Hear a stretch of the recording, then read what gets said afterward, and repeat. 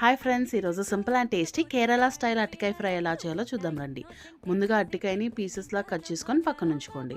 ఇప్పుడు ప్యాన్లో ఒక ఆయిల్ వేసుకొని ఆయిల్ కొంచెం హీట్ అయ్యాక తాలింపు దినుసులు అండ్ ఈ అరటికాయ పీసెస్ వేసుకొని ఒకసారి ఫ్రై చేసుకొని ఇప్పుడు దీంట్లోకి కొద్దిగా పసుపు, రుచికి సరిపడా సాల్ట్ వేసుకొని ఒకసారి మిక్స్ చేసుకొని మూత పెట్టుకొని మగ్గించుకోవాలి.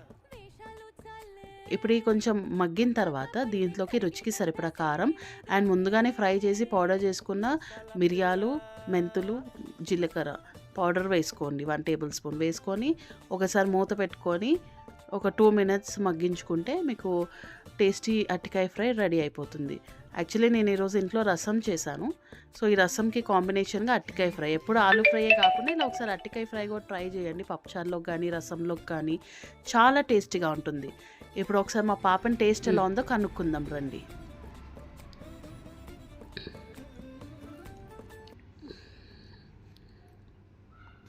ఎట్లుంది దీక్షు? బాగుంది. సూపర్.